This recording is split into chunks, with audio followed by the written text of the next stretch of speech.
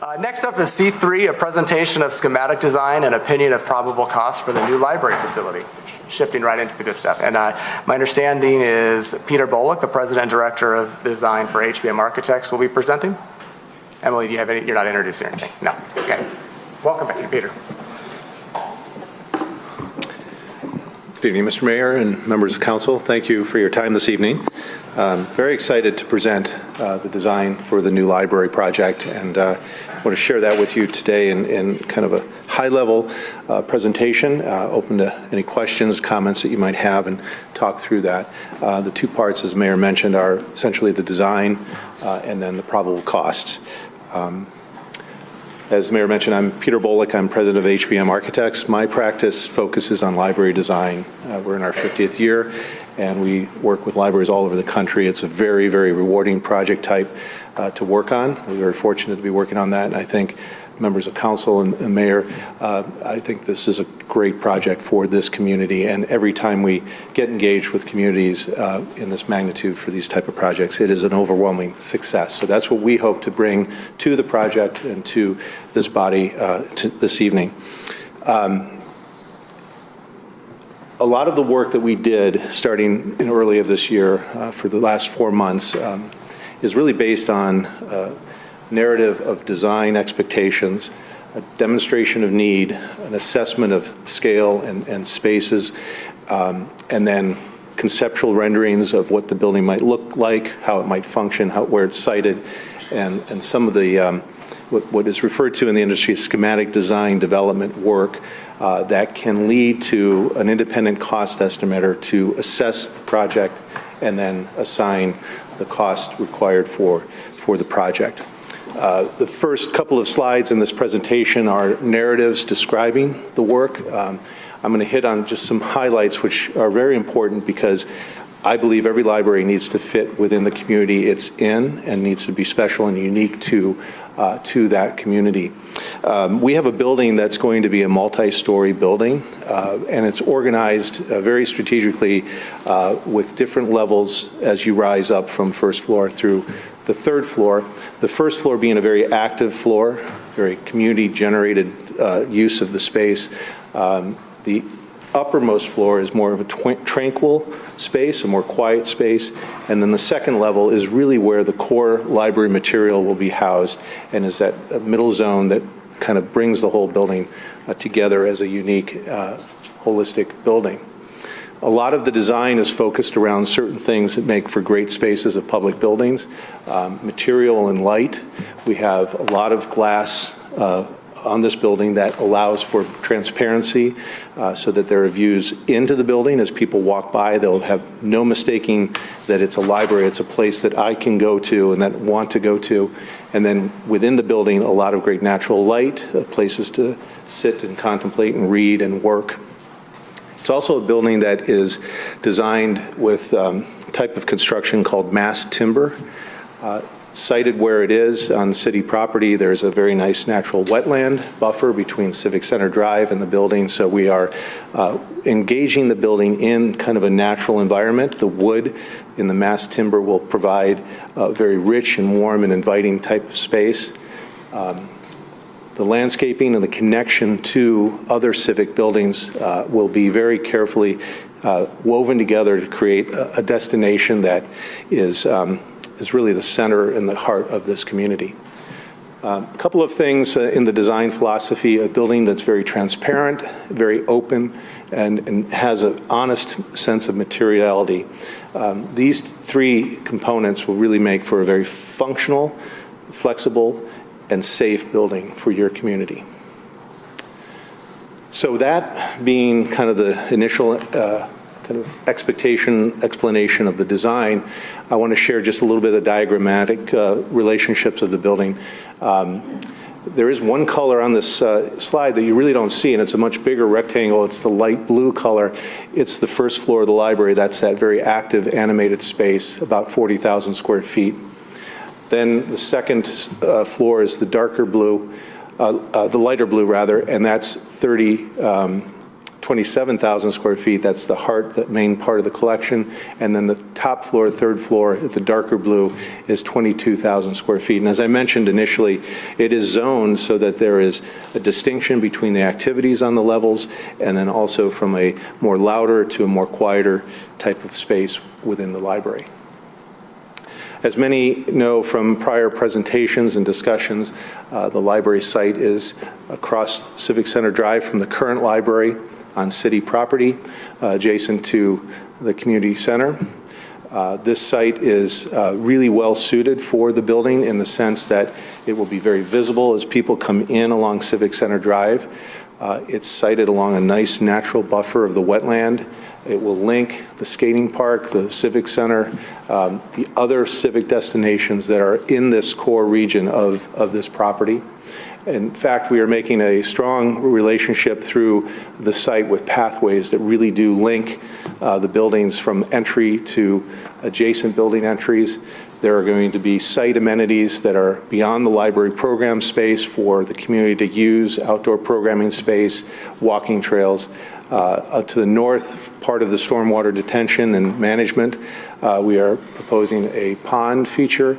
And then some of the more utilitarian functions of the site, 250 parking spaces, particular for the library, but designed in a way that's homogeneous to the adjacent parking areas, and having an access lane from Civic Center Drive that is very direct and intuitive to use as people enter the site, whether they're going to the Civic Center or the library building.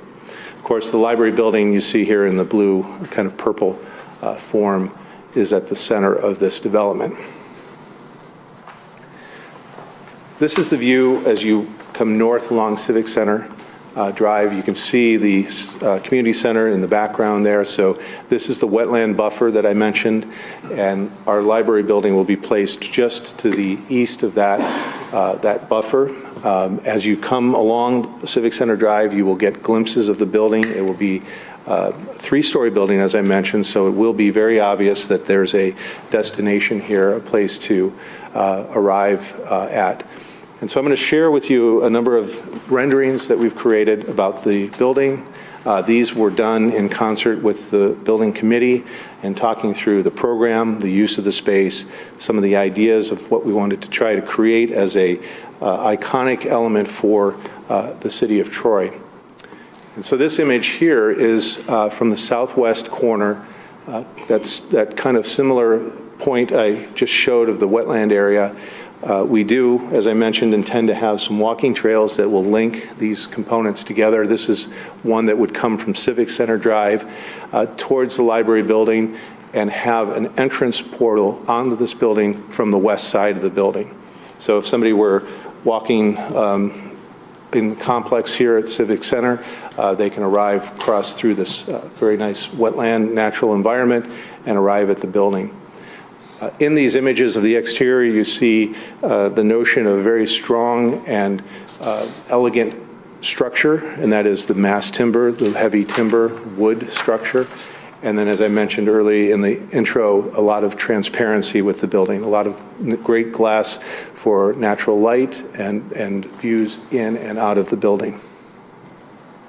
This is moving a little bit more north on Civic Center Drive, looking south. This is another passage across the wetland area that could arrive by walking to the library. Here on the north end, you start to see some of the elements beyond the interior program space of the library depicted. We have some outdoor program space on grade off of the library, as well as a second floor, a roof terrace that could provide additional space for programming, for activities, and community use. Shifting a little bit to the palette of the building as proposed, again in discussions with the committee, we have on the left a couple of inspiration photographs. These were used to suggest, before anything was even drawn, some of this materiality. And as you see on the top left, exterior building form that is made up of mass timber. On the interior, that same structure is expressed in the beams and the columns. A lot of great transparency with the use of glass. And the components on the right side of the slide are the tonal kind of coloration and texture of the exterior building material components. This view is from the parking lot, approaching the building from the east. These two entrances, the one I shared with you just in the prior slides, coming across the wetland, and this entrance here coming from the parking area, are aligned for very, very clear and understanding organizational maneuvering through the site. And if we were to come out of the library and continue this passage that comes towards us on the screen, we would arrive at the Civic Center. So a very deliberate linkage of these buildings in terms of their arrangement of space and form. This is along the parking, to the right, the parking area for the library and the east edge of the library building. A view from the terrace looking back into the building. This is that space could be used for many different types of programs and activities, community functions, a library space. And inside on this level is the second floor, which is the main location of the material for the library. I'm going to shift a little bit to the plan discussion, showing basically how the library is laid out and would function. As I mentioned, the two entrances on the west and the east, the parking to the east, the wetlands to the west. This interstitial space between those two entries is the common area. It's mainly a space where you could have a lot of material on display, a social gathering space, a space that can orient people as they come to the library, a space where people can be greeted by staff. There's a service point here that is in front of the staff service components that is basically the south edge of this building on the first floor. And as we would progress into the northern part of the building, this is the youth service or children's area program of the library. It is zoned from older children to younger children. It is zoned with different organization of shelving for proper material placement. And then culminating in the corner on the north edge is a component that is often referred to as a play, learn, and grow space, an interactive learning space for children and caregivers, parents, to explore and have fun and learn at the library. Some of the eastern edge spaces are utilitarian restroom service to the building, but we have a cafe and some additional meeting and programming spaces on the west end, on the east end there. On each of the floors, there's a main communicating stair that will run all three floors. It's a monumental stair, open stair. It is meant to also help with an intuitive use of the building. As people come in, they will know that there's much more than the first floor. They will have visual access to the second floor and the third floor. And also there is an elevator and full ADA access for everyone to all floors of the building. As I mentioned, the second floor is the main adult collection, the main majority of material housed on the second floor. That's in the light green component. Young adult and teen area is on this floor, and then the salmon-colored spaces are some staff support spaces, and in particular a maker space. Many of you may have heard Creation Lab or maker spaces, a space where a lot of different things can happen and will change over the course of the year as things come up, and it'll be a very flexible and usable space. Also, as we start to see on the second floor, a lot of small group study spaces. These are glassed in, kind of semi-private spaces where 2 to 4 to 6 people can meet in collaboration or in individual kind of aspects. The Troy Library is unique in many libraries in the sense that almost every single table and chair is used almost on a daily basis. There is a high interest in learning in your community, and so to have not only table and chairs spread out through the library, but to have access to small group meeting rooms is really, really important. So you start to see those here on this floor. And then on the third floor, you see them again, as well as the remainder of the adult collection and large meeting space that's subdividable into 2 meeting rooms. And again, staff support services on this level. Should mention on the second, just jumping back to the second floor, this would have access to that roof terrace, that outdoor program space. And to jump a little bit ahead, I think in further development of the design, we may want to consider, because at the last Joint Council planning meeting, we heard a lot about needing maybe more space.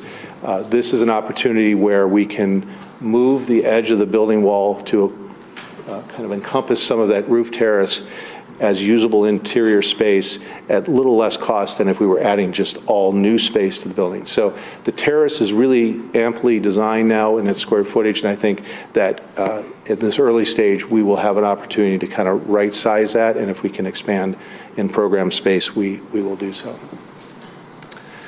So moving to the interiors, some renderings we want to share with you of the space. These are mood boards, much like the exterior palette I shared a moment ago, to give you the sense of feel of the color, the textures, the elements inside the building. We're looking at this as more of a kind of natural tonal kind of base. So a lot of rich wood use. The mass timber design inherently allows for that. It's a rich, warm material. It also is a material that is good choice because you don't have to add more to it to finish it. Its structure, its core is the wood structure and the actual finish of the building as well. We will put some color in very distinguished areas, maybe in some flooring, furnishings, and have a building that really relates both exterior and interior in terms of its finish and color and design. The interior of the children's area has the opportunity to get a little more vibrant, some more powerful pops of color, and some of the more featured spaces for that play, learn, and grow, or that kind of spend time at the library in the children's area. So some interior renderings to show. These are, this is the entrance common area. This is a space where people can come together and social gather and look for assistance with staff service point right at the entry. A lot of material on display, whether we do those with castered movable display components or tables that are more like a bookstore type of a house of material rather than traditional shelving that give the feel of more browsable and kind of interesting kind of searching through of material. And from this space, if we turned 90 degrees, you'd see another seating area for social gathering in this main kind of common area, but a glimpse of the main communicating stair, the monumental stair that would rise up through all three floors of the building. Beyond, you start to see the entrance to the children's space. So that would be a zoned space that would be controlled. We would have access points to that for safety and security, but very transparent and open so that everybody could really keep an eye on what's happening in the library. Moving deeper into the children's area, this is a view of the play, learn, and grow area. A lot of things that would develop in further stages of design are not shown here. Those are elements that would be hands-on interactives, but this is giving you a sense of the power of this space in terms of the feel, the look, and the use. On the left, you see the children's collection of material on lower shelving. The main element here is a space that could be used for programming, for communication from children's to the adult space on the second floor. Different types of programs can happen along this main learning stair. On the second floor, this is a glimpse, mainly in the adult collection, the more traditional shelving that happens on this floor, very interspersed with different types of seating mixed throughout the building for people to work, study, social gather, with really great views out into the wetland areas, the natural environment that is just beyond the building. Another view of that second floor, the social seating area. Again, I mentioned the idea that a lot of there's very few times in the library where there is a table and chair that is not occupied, so to provide space for everyone in the community to have a space to work. We would have distinguished areas like you see here for that. And all of this kind of work that has developed over the last 4 months does come with a technical aspect to it as well as a cost parameter. And so today I want to share with you where that estimate of cost is arrived. One thing of important note is that we utilized a third-party estimator for the work. So in other words, we provided all the diagrams, drawings, renderings, plans to that company, and they did a takeoff of square footage costs.